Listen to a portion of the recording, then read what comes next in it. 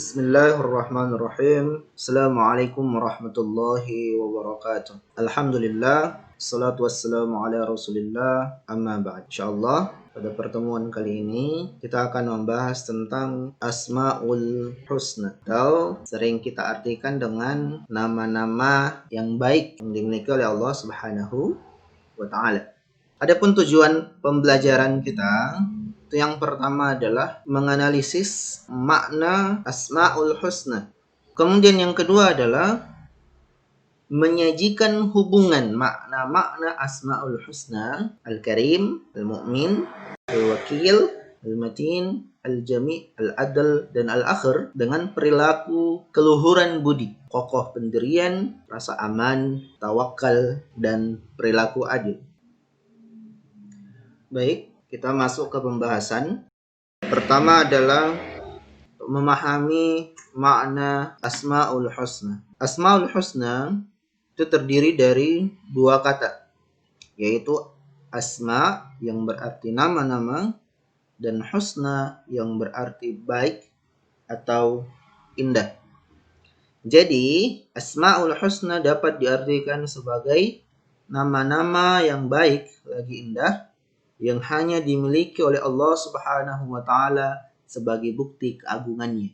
Kata Asmaul Husna itu diambil di dalam Al-Qur'an surah Thaha ayat 8, Allahu la ilaha illahu lahul asmaul husna. Yang artinya Allah Subhanahu wa taala tidak ada Tuhan melainkan Dia. Dia memiliki Asmaul Husna atau nama-nama yang baik. Di dalam Al-Quran, surah Al-A'raf ayat 180, Allah Subhanahu wa ta'ala kembali menyebutkan kata Asma'ul Husna. Walillahil asma'ul husna fada'uhu biha. Wadhurul ladhina yulhikuna fi asma'ihi sayujuzawna ma kanu ya'malun. Dan Allah Subhanahu wa ta'ala memiliki Asma'ul Husna, maka berdoalah kepadanya dengan menyebut nama-namanya yang baik itu. Dan tinggalkanlah orang-orang yang menyimpang dalam menyebut nama-namanya, nanti mereka akan mendapat balasan terhadap apa yang mereka kerjakan. Asma'ul Husna pun dijelaskan di dalam sebuah hadis yang diriwayatkan oleh Imam Bukhari. An Abi Hurairah radhiyallahu an, dari Abu Hurairah radhiyallahu an, anna Rasulullah sallallahu alaihi wasallam qala, sungguhnya Rasulullah sallallahu alaihi wasallam bersabda, inna lillahi tis'ata wa tis'ina isman, sesungguhnya Allah Subhanahu wa taala mempunyai 99 nama, mi'atan illa wahidan, 100 kurang 1.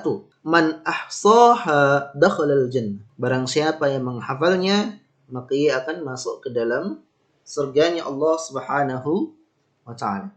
Jadi Asmaul Husna adalah nama-nama yang baik yang dimiliki oleh Allah Subhanahu wa ta'ala sebagai bukti keagungannya. Serta Allah Subhanahu wa ta'ala memerintahkan kita untuk berdoa dengan menyebut nama-namanya yang baik atau nama-namanya yang indah, atau dengan menyebut Asmaul Husna. Jadi dalam berdoa selipkan Asmaul Husna. Ini adalah sebuah perintah dari Allah Subhanahu wa ta'ala. Kemudian dalam sebuah hadis dikatakan bahwa siapa yang menghafal Asmaul Husna maka ia akan masuk ke dalam surganya Allah Subhanahu wa ta'ala. Luar biasa. Untuk lebih jelas, mari kita memahami makna Asmaul Husna, Al-Karim, Al-Mu'min, Al-Wakil, Al-Matin, Al-Jami', Al-Adl, dan Al-Akhir satu persatu.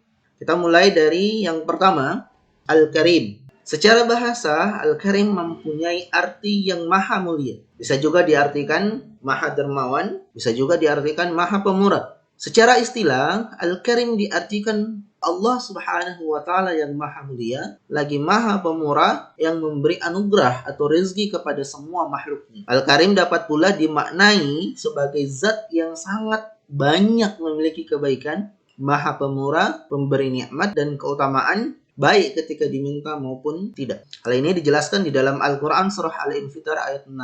Ya ayyuhal insanu ma gharraqa bi rabbikal karim. Hai manusia, apakah yang telah memperdayaimu terhadap Tuhan yang maha pemurah? Yang kedua, Al-Mu'min. Al-Mu'min secara bahasa berasal dari kata amina, yang berarti pembenaran, ketenangan hati, dan aman. Al-Mu'min artinya bahwa Allah Subhanahu wa taala Maha pemberi rasa aman kepada semua makhluknya, terutama kepada manusia. Dengan demikian, hati manusia menjadi tenang. Allah Subhanahu wa taala berfirman di dalam Al-Qur'an surah Al-An'am ayat 82, "Alladzina amanu wa lam yalbisu imanahum bidzulmin ulaika lahumul amnu wa hum muhtadun." Artinya, orang-orang yang beriman dan tidak mencampur adukkan iman mereka dengan syirik, mereka itu adalah orang-orang yang mendapat rasa aman dan mereka mendapat petunjuk. Yang ketiga, al-wakil. Kata al-wakil mengandung arti maha mewakili atau pemelihara. Al-wakil yang maha mewakili atau maha memelihara yaitu Allah Subhanahu wa taala yang memelihara dan mengurusi segala kebutuhan makhluknya, baik itu dalam urusan dunia maupun urusan akhirat. Allah Subhanahu wa taala berfirman di dalam Al-Qur'an, "Allahu khaliqu kulli syai'in wa huwa 'ala kulli syai'in wakil." Allah Subhanahu wa taala pencipta segala sesuatu dan Dia Maha pemelihara atas segala sesuatu. Yang keempat, Al-Matin. Al-Matin artinya maha kukuh. Allah Subhanahu wa taala adalah maha sempurna dalam kekuatan dan kekukuhannya. Allah maha kukuh dalam prinsip sifat-sifatnya. Allah Subhanahu wa taala juga maha kukuh dalam kekuatan-kekuatannya.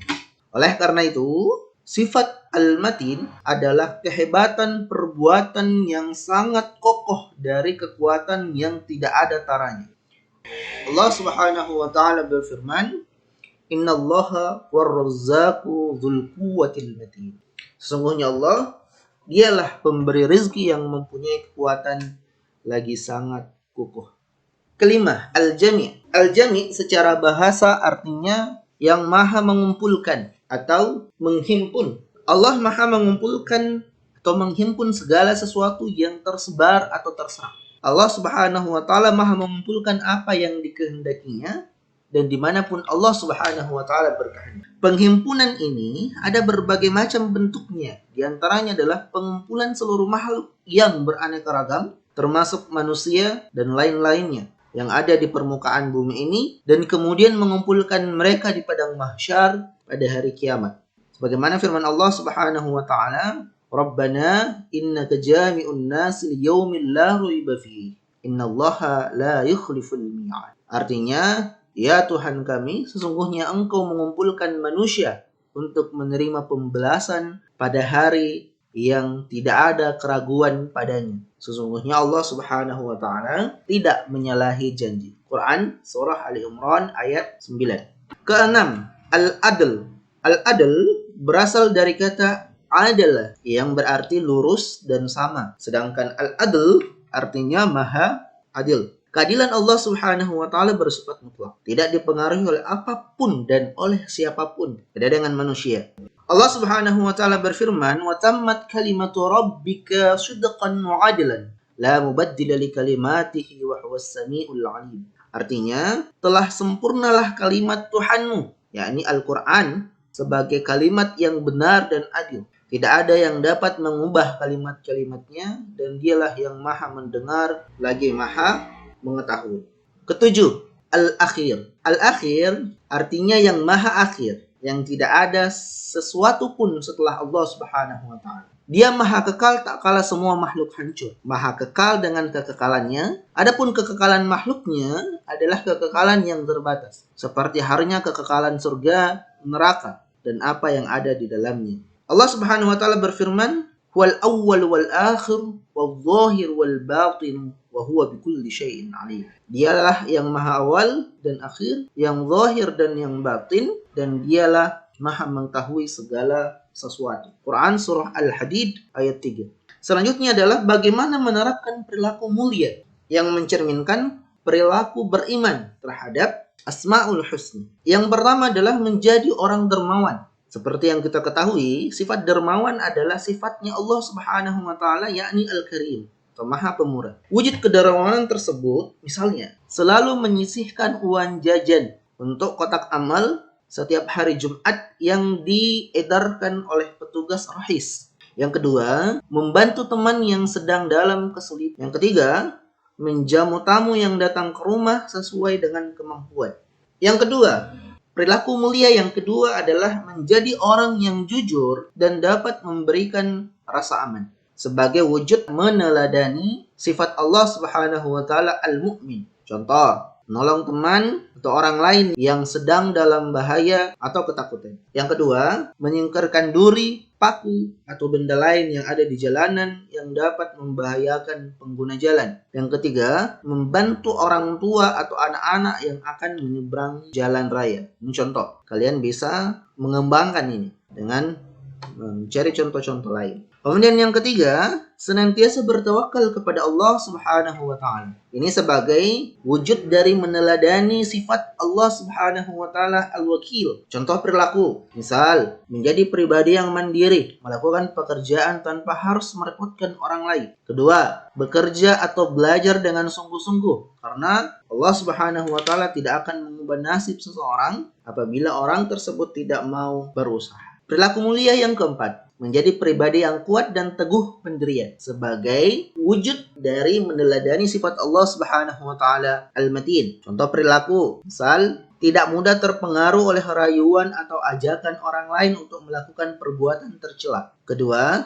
kuat dan sabar dalam menghadapi setiap ujian dan cobaan. Perilaku mulia yang kelima, berkarakter pemimpin sebagai wujud dari sifat Allah Subhanahu wa taala Al-Jami'. Contoh perilaku mulia, misal mempersatukan orang-orang yang sedang berselisih. Contoh lain, rajin melaksanakan sholat berjamaah. Contoh lain, hidup bermasyarakat agar dapat memberikan manfaat kepada orang lain. Contoh perilaku mulia yang keenam, berlaku adil sebagai wujud dari meneladani sifat Allah Subhanahu wa taala al-adl. Misal, tidak memihak atau membela orang yang bersalah meskipun orang tersebut saudara atau teman kita. Kemudian, menjaga diri sendiri, orang lain dan lingkungan sekitar dari kezaliman. Kemudian perilaku mulia yang ketujuh, yakni menjadi orang yang bertakwa. Ini sebagai salah satu bentuk meneladani sifat Allah Subhanahu wa taala al-akhir. Caranya selalu melaksanakan perintah Allah Subhanahu wa taala seperti salat 5 waktu, patuh dan hormat kepada kedua orang tua, guru, kemudian berpuasa di bulan Ramadan serta melaksanakan kewajiban-kewajiban lain. Kemudian yang kedua, meninggalkan dan menjauhi semua larangan Allah Subhanahu wa taala seperti mencuri, minum minuman keras, berjudi, pergaulan bebas, melawan orang tua dan larangan lainnya.